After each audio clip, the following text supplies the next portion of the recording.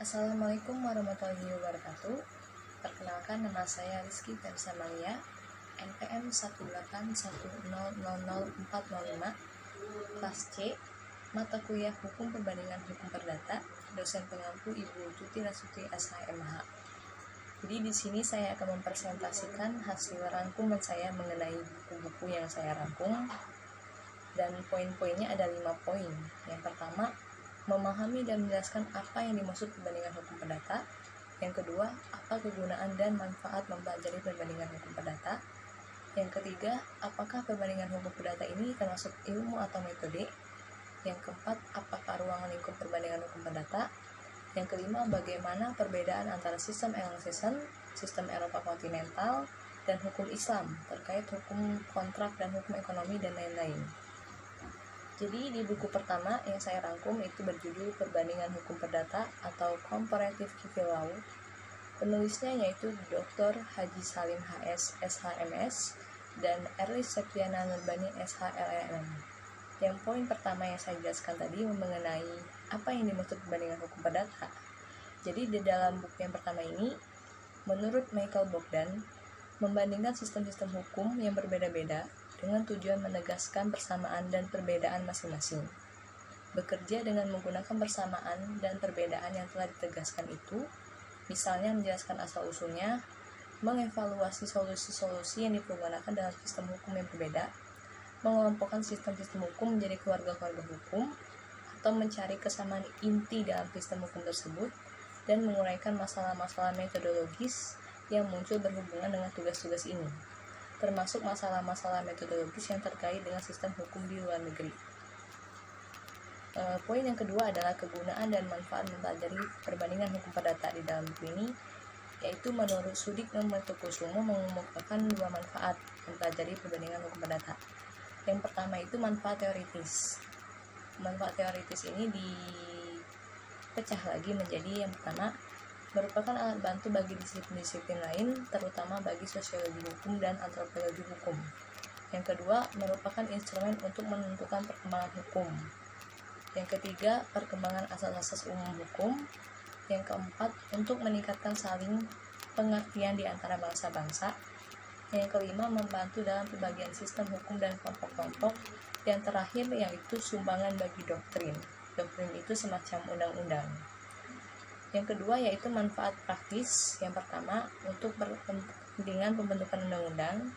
Yang kedua untuk kepentingan peradilan. Peradilan itu seperti di pengadilan. Yang ketiga penting dalam perjanjian internasional. Yang keempat penting untuk terjemahan yuridis. Poin ketiga yaitu apakah perbandingan hukum perdata ini termasuk ilmu atau metode.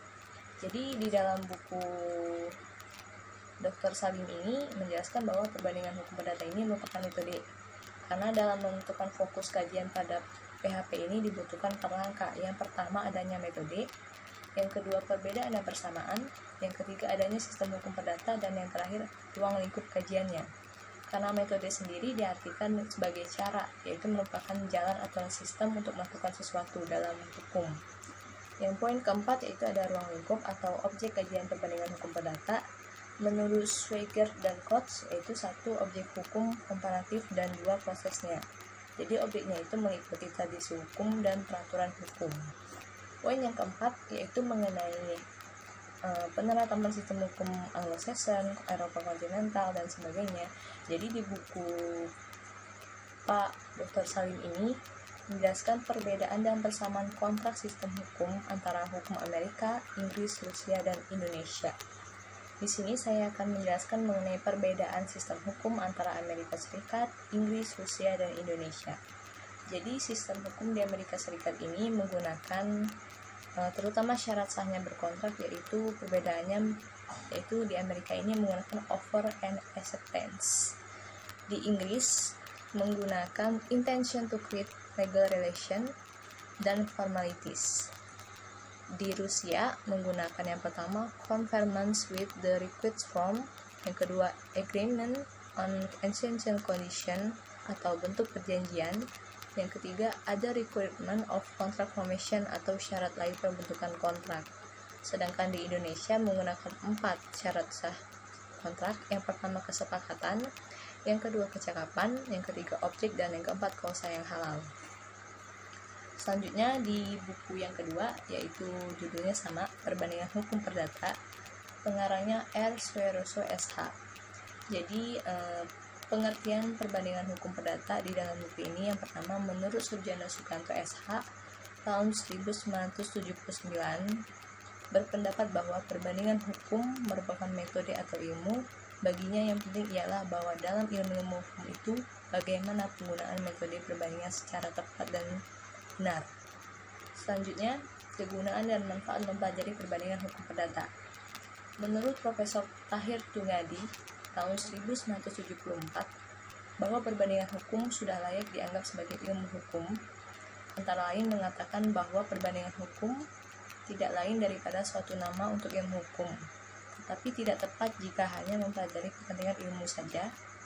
Perbandingan hukum di samping itu mempunyai kegunaan tujuan teoritis, juga mempunyai kegunaan praktis, yaitu yang pertama unifikasi hukum, yang kedua harmonisasi hukum, yang ketiga pembaharuan hukum, yang keempat penentuan asas-asas umum dari hukum, yang kelima ilmu pembantu hukum perdata internasional, yang terakhir yaitu pendidikan penasihat juridis.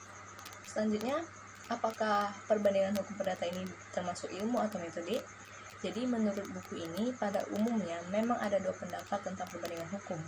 Yang satu menganggap perbandingan hukum sebagai metode penelitian belaka menurut Profesor Guteripke dan kebanyakan sarjana hukum Anglo-Amerika. Sedangkan yang lain berpendapat bahwa perbandingan hukum itu sebagai ilmu yang mandiri. Dari pengalamannya, Sornajati tahun 1986 mengatakan bahwa perbandingan hukum itu memang ada, terutama sebagai metode penelitian yang dapat digunakan untuk tujuan praktis, tetapi juga untuk pengembangan ilmu hukum secara teoritis. Selanjutnya yaitu ruang lingkup perbandingan hukum perdata.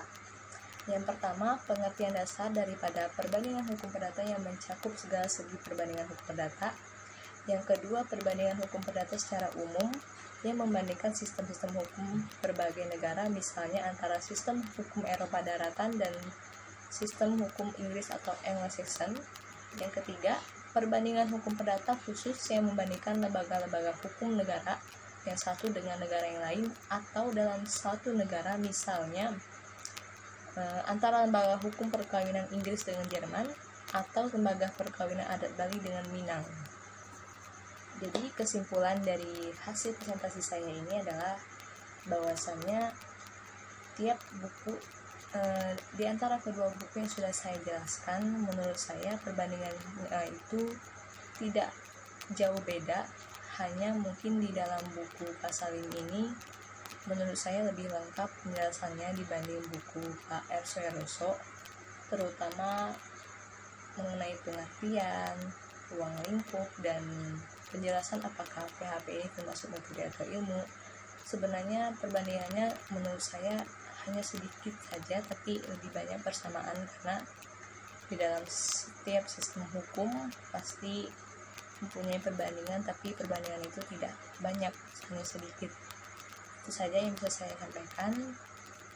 Akhir kata dari saya, apabila dalam penyampaian ini ada kata-kata atau yang kurang berkenan, mohon dimaafkan. Wabillahi taufiq wal hidayah. Wassalamualaikum warahmatullahi wabarakatuh.